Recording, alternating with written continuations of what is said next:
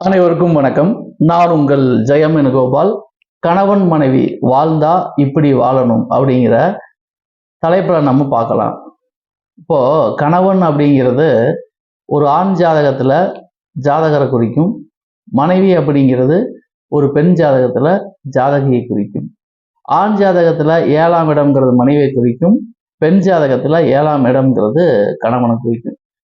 இப்போ கணவன் மனைவி ஒற்றுமை அப்படிங்கிறது 2 பேர் ஜாதகத்திலையுமே இருக்கணும். அப்போ ஜாடிக்கேத்த மூடின்னு சொல்றாங்க இல்லையா, அது எப்படி அப்படின்னா, கணவன் ஜாதகத்துல சுக்கிரனும் குருவும் இருவரும் ஒருவருக்கொருவர் கேந்திர திரிகோணங்களில் இருக்க வேண்டும். அதே மாதிரி லக்னாதிபதியும் 7ஆம் அதிபதியும் ஒருவருக்கொருவர் 6-8 இல்லாமல் இருக்க வேண்டும். இது ஒரு பாயிண்ட். அதே மாதிரி பெண் ஜாதகத்துல செவ்வாயும் சுக்கிரனும் ஒரே ராசியில் இருக்கலாம், அல்லது ஒன்றுக்கொன்று கேந்திர திரிகோணங்களில் இருக்கலாம். லக்னாதிபதியும் 7ஆம் அதிபதியும் ஒரே ராசியில் இருக்கலாம், அல்லது ஒன்றுக்கொன்று கேந்திர திரிகோணங்களில் இருக்கலாம். 6-8 மட்டும் இருக்கக்கூடாது.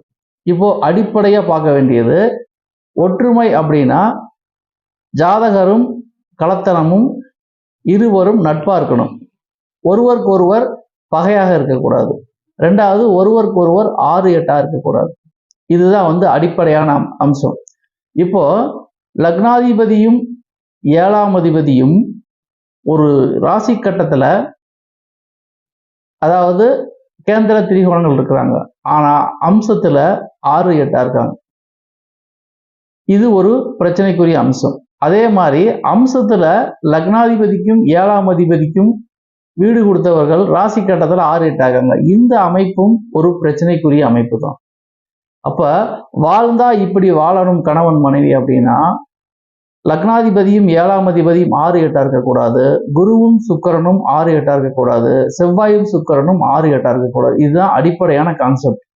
ஒற்றுமை அப்படிங்கிறது இருவரும் நட்பு வீடுகளில் இருக்க வேண்டும், அல்லது இருவரும் ஒரே சாரத்தில் இருக்க வேண்டும். கருணாநாதன் சாரத்தில் இருந்தாலும் சரி, யோகியோட சாரத்தில் இருந்தாலும் சரி, அது சிறப்பான அமைப்பை கொடுக்கும். இப்போ கணவன் ஜாதகத்துல லக்னாதிபதியை யோகியா வந்தாலும் சரி, மனைவி ஜாதகத்துல லக்னாதிபதியை யோகியா வந்தாலும் சரி, அந்த யோகியின் சாரத்தில் அதிகமான கிரகங்கள் இருந்தாலும் சரி, இவையெல்லாம் நல்ல பலன்களை தரும். இப்போ லக்னாதிபதி ஆணுடைய லக்னாதிபதி மனைவி ஜாதகத்துல யோகியாகவும், பெண்ணுடைய லக்னாதிபதி கணவன் ஜாதகத்தில் யோகியாகவும் வந்தா இந்த அமைப்பு ஒரு அற்புதமான அமைப்பு.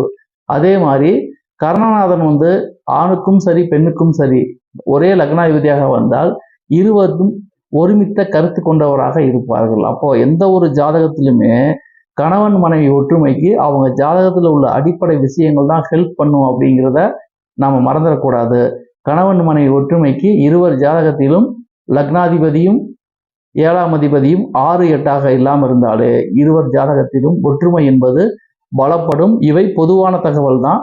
தனிப்பட்ட ஜாதகத்தை பொறுத்து, அதில் உள்ள கிரக அமைவுகளை பொறுத்து பலன்கள் வேறுபடும் அப்படிங்கிற அடிப்படை விஷயத்தை நாம் மறந்துடக்கூடாது. லக்னாதிபதியும் 7ஆம் அதிபதியும் குரு பார்வை இருப்பது என்பது மிக நல்ல பாக்கியத்தை ஜாதகருக்கு பெற்றுத்தரும். நன்றி, வணக்கம்.